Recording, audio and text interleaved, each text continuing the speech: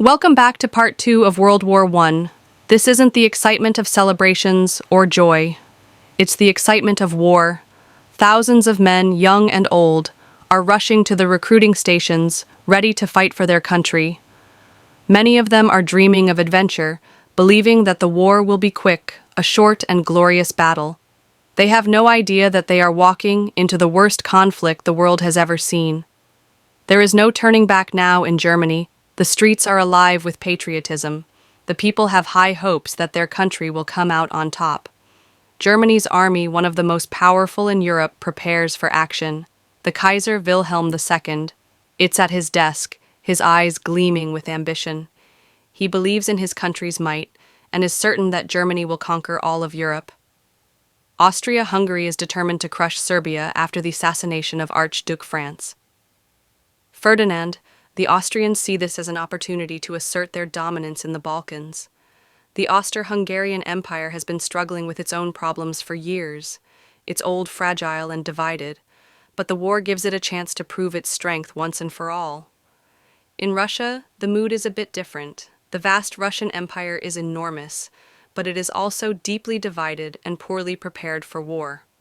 However, Tsar Nicholas II knows that he must defend Serbia, which is a close ally. Russia marches toward the battlefield, hoping to assert its power and protect its interests in the Balkans across Europe. There is a growing sense of unease. The alliances between nations, Germany, Austria, Hungary, and Italy, on one side, Russia, France, and Britain on the other, are pulling the continent toward a giant storm, but no one really understands how much this war will change everything. The world enters the war. August 1st, 1914. Germany declares war on Russia, believing it is the right move to protect its borders and secure its future. The next day, France declares war on Germany in support of its Russian ally on August 3rd. Germany invades Belgium, marching toward France, hoping to avoid a two-front war by defeating the French quickly. Belgium's neutral status is ignored. Germany doesn't care. The Belgian army fights bravely, but they are overwhelmed. Thousands of civilians flee in terror as German soldiers march through their towns, burning villages and taking control of cities. Belgium's capital, Brussels, falls under German occupation. The world watches in horror. The brutality of the invasion shocks everyone, but it also has a ripple effect. Britain, who had promised to protect Belgium's neutrality, declares war on Germany on August 4th, 1914. Now it's no longer just a few countries involved. The entire continent is in flames.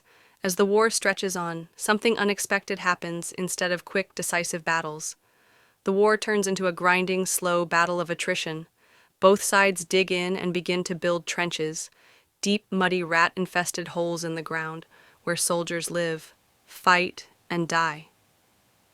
This is where the war truly starts to change for the next 4 years.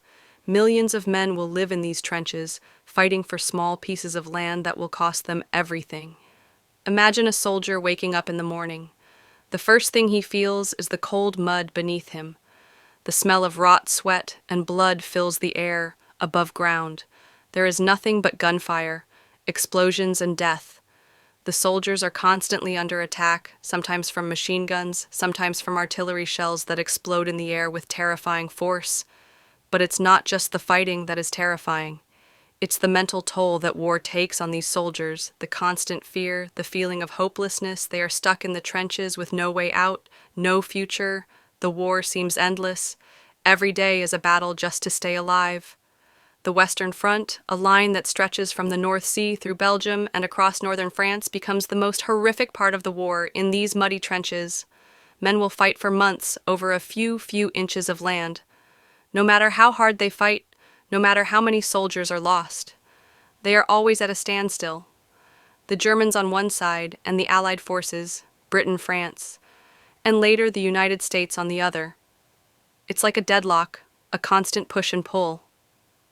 One of the first major battles on the Western Front is the Battle of the Marne in September 1914. The Germans have advanced close to Paris, and it seems like they might win the war quickly, but then the French and British forces fight back, stopping the German Advance just in time, the Germans are forced to retreat, and the front lines settle into that deadly trench warfare. But in the trenches, it's not just soldiers who suffer, it's the civilians too. Entire towns are destroyed, homes are lost, families are torn apart, many civilians are forced to flee their homes, leaving everything behind just to survive the Eastern Front in the east between Russia and Austria. Hungary is just as brutal, but it's different. The Russian army, though, large, is poorly equipped and disorganized. Germany and Austria-Hungary crushed them, forcing Russia to retreat, the Tsar. Soldiers suffer terribly, starving and freezing in the harsh winter. But still the war rages on, months go by, and the soldiers begin to realize that they are trapped. They are stuck in a cycle of violence with no end in sight. The war, which seemed like it would be over in a few months, is now stretching into years. The fighting is endless. The suffering is unimaginable. There are moments of brief calm when the soldiers in the trenches can hear nothing but silence, only for it to be broken by a sudden barrage of artillery. The war is always looming, always a threat, and as the war rages on, other countries begin to enter. In 1915, the Ottoman Empire joins the Central Powers, and the United States begins to grow involved, though it will be another 2 years before they officially declare war on Germany in 1917. Meanwhile, in the trenches, the soldiers' lives become a strange mix of fear, boredom, and determination. They hear the sounds of machine guns and shells exploding in the distance at night. They count the stars and wonder if they will see the sunrise. Their friends die beside them, and they wonder, why is all of this happening? What is it all for? And yet they march. Sean, driven by a sense of duty and loyalty, but the worst part is yet to come. The use of new weapons, poison gas tanks and machine guns, will soon change the face of war. The trench lines will become even more dangerous, and the soldiers will face even greater suffering than they ever imagined. This is only the beginning. The world is still in the early stages of this monstrous conflict. And yet the soldiers know this. The war will only grow worse, and it will not be the short battle they imagine. The fire has started. The world will burn. Chapter 3. The war rages on. Imagine yourself in the middle of a battlefield. The sky is gray, filled with the sound of explosions and gunfire. There's no way to escape the noise, the chaos, the fear. The air smells of smoke, death, and mud. You're cold, you're hungry, and you don't know how long you'll survive. This is trench warfare, where men fight, not for glory or honor, but just to stay alive in the trenches. Soldiers live like animals. They sleep in cold, damp conditions, often lying in filth, surrounded by rat fats and the bodies of the dead. The mud is so deep, it feels like it will swallow you whole. There's no escape for miles. There's nothing but dirt, barbed wire, and the constant sound of machine guns firing in the distance. Every soldier in the trench faces this same grim reality. But it's not just the physical conditions that break them. The mental toll is just as horrifying. Every day you fear being shot, being blown to pieces, or dying from disease. Shell shock becomes common, a terrifying condition where soldiers lose their minds from the constant pressure. Many soldiers will never recover from the psychological scars of war, the constant waiting, the fear of the unknown, the constant feeling that death is just around the corner is too much for them to handle. New weapons of destruction in the trenches, the soldiers face not only bullets and shrapnel, but also new deadly weapons that change the way wars are fought. The first use of poison gas happens in 1915 by the Germans. Imagine this, a green cloud rolling over the battlefield, carrying with it death, and suffering soldiers are caught completely off guard.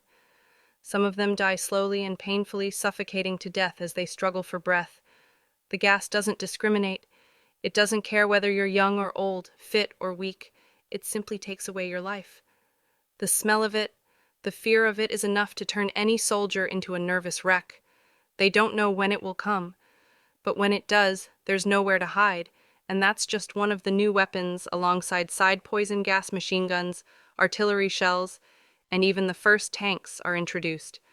The tanks, which are supposed to be the future of warfare, are slow and clunky, but they can smash through trenches and crush soldiers under their heavy tracks as new weapons are used.